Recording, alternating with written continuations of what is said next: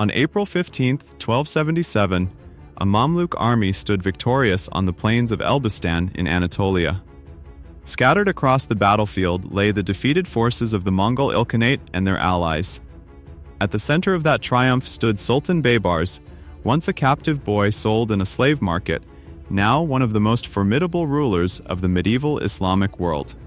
His life reads like legend: enslaved in childhood, forged into an elite cavalryman, kingmaker in a collapsing regime, assassin of rivals, and ultimately the architect of a military state that would halt Mongol expansion and dismantle the Crusader strongholds of the eastern Mediterranean. Yet beneath the legend lies a disciplined strategist whose reforms shaped the Mamluk Sultanate for generations, from the steppe to the slave market. Baybars was born sometime between 1220 and 1229 in the Kipchak steppe, the vast grasslands north of the Black Sea. The Kipchaks, known in Europe as Kumans, were Turkish nomads famed for their horsemanship and archery.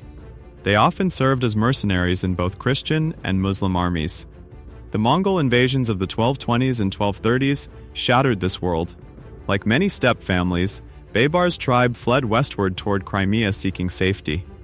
Instead, they were betrayed by a local ruler. Many were killed, others were enslaved.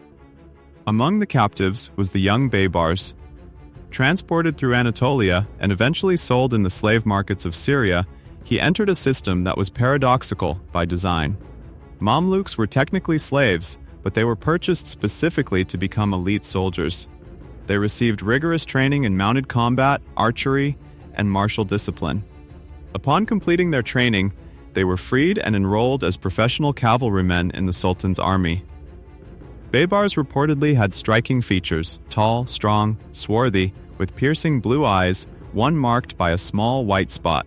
That imperfection allegedly caused at least one buyer to reject him. Eventually, he was purchased by an officer connected to Sultan al-Salih Ayyub of Egypt. Through political confiscations and internal rivalries, Baybars entered the elite Bahriya regiment, the most powerful corps in the Ayyubid military structure. Forged in battle, Baybars first rose to prominence during the Seventh Crusade, 1248-1254. In 1250, at the Battle of Mansoura in Egypt, French King Louis IX advanced deep into the Nile Delta. The Crusaders initially achieved surprise and inflicted heavy losses on the Egyptian camp. It was here that Baybars distinguished himself. He helped reorganize retreating troops, repositioned forces inside the city of Mansoura, and coordinated urban fighting that trapped the Crusader knights in narrow streets under missile fire from rooftops and alleys. The heavily armored Mamluk cavalry eventually crushed the attackers. Robert of Artois and many leading knights were killed. 2 months later, at the Battle of Faraskour, the remaining Crusader army was decisively defeated. Louis IX himself was captured. But Egypt was unstable. The Ayyubid Sultan Turanshah alienated the powerful Mamluk officers who had secured victory. In 1250, he was assassinated by Mamluk conspirators. Some accounts claim Baybars personally delivered the fatal blow. His death ended Ayyubid rule in Egypt and ushered in a turbulent decade of internal power struggles. Exile, intrigue, and the Mongol threat. The 1250s were chaotic. Rival Mamluk factions vied for dominance. Baybars backed his commander Aktay, but when Aktay was murdered by the regent Aybak, Baybars and hundreds of Bahriya Mamluks fled to Syria. There, they served Ayyubid princes as mercenaries and even attempted invasions of Egypt. Meanwhile, a far greater threat loomed. In 1258, the Mongols sacked Baghdad, ending the Abbasid Caliphate. Their advance into Syria and Palestine appeared unstoppable. Egypt would be next. In 1260, the Mamluk leader Qutuz seized power in Cairo, presenting himself as the only man capable of facing the Mongols. Baybars reconciled with him. Together, they marched north. At the Battle of Ayn Jalut in September 1260, the Mamluks achieved something unprecedented. They defeated a Mongol field army in open battle. Baybars commanded the vanguard and played a key role in the tactical maneuvers that lured Mongol forces into a trap. The victory halted Mongol expansion into Egypt and marked a psychological turning point in Eurasian history. On the return journey, Qutuz was assassinated. Once again, Baybars was implicated. Shortly afterward, he was proclaimed Sultan and reformer 1260-1277. As ruler, Baybars proved more than a battlefield commander. He was an institutional architect. He dramatically expanded the professional army from roughly 10,000 to 12,000 cavalry under the Ayyubids to perhaps 30,000 to 40,000 under his reign.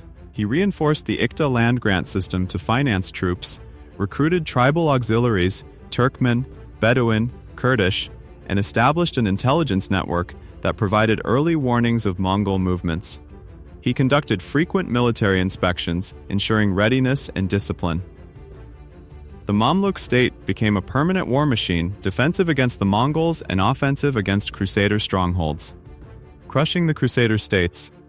Baybars systematically dismantled the remaining Crusader possessions in the Levant. Between 1263 and 1271, he captured Caesarea, Arsuf, Safad, Jaffa, and Antioch. In 1271, he took the formidable fortress of Crac des Chevaliers, one of the most imposing castles in the region. His strategy combined military pressure, sieges, naval operations, and diplomacy. Rather than launching a single sweeping conquest, he isolated and reduced Crusader territories piece by piece. By the time of his death, the Crusader states were weakened beyond recovery. His successors, Qalawun and al-Ashraf Khalil, would later capture Tripoli 1289 and Acre 1291, ending Crusader rule in the Holy Land.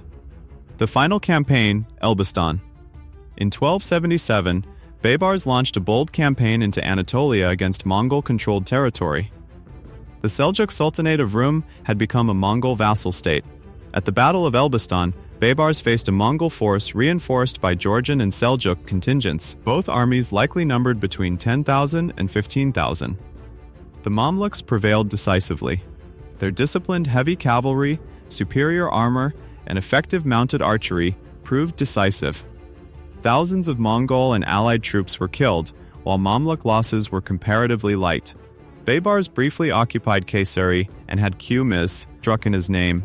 Yet he did not live long to consolidate these gains. Death and legacy. Later in 1277, while returning toward Cairo, Baybars died in Syria. The exact cause remains uncertain. Chroniclers suggest he may have consumed poisoned fermented mare's milk, Qmiz, succumbed to illness, or died from lingering wounds. He left behind a stable and militarized state prepared for continued conflict. His reforms shaped the Mamluk military structure for generations. The army he built would withstand further Mongol invasions and dominate the eastern Mediterranean for decades. The meaning of Baybars' rise. Baybars' story reflects the paradox of the Mamluk system. He began as a displaced refugee, sold into slavery, stripped of family and homeland. Yet through merit, discipline, and martial excellence, he rose to command armies and rule a powerful state. Many Mamluk elites followed similar trajectories, from slave to officer to governor, sometimes even to sultan. In a medieval world where birth often determined destiny, the Mamluk military order allowed extraordinary social mobility, though always within a rigid martial hierarchy. Baybars was ruthless. He was politically calculating. He participated in assassinations and power struggles, but he was also pragmatic, organized, and visionary. He recognized that survival against the Mongols required more than courage, it required institutional strength. When he stood at Elbistan in 1277 surveying the battlefield, he was not merely celebrating another victory. He was witnessing the culmination of a life that had defied probability at every stage. From the windswept Kipchak steppe to the throne of Cairo, Baybars reshaped the political map of the eastern Mediterranean. He halted the Mongols, broke the Crusader states, and transformed the Mamluk Sultanate into one of the most formidable military powers of the medieval world. Few rulers better embody the brutal possibilities and unlikely opportunities of their age. History doesn't always choose princes to shape the world, sometimes it chooses a slave with the will to conquer empires. Baybars' journey from captive boy to the man who broke the Mongols proves that power isn't inherited, it's taken. If you enjoyed this deep dive into one of history's most ruthless and brilliant warrior sultans, make sure to like and subscribe.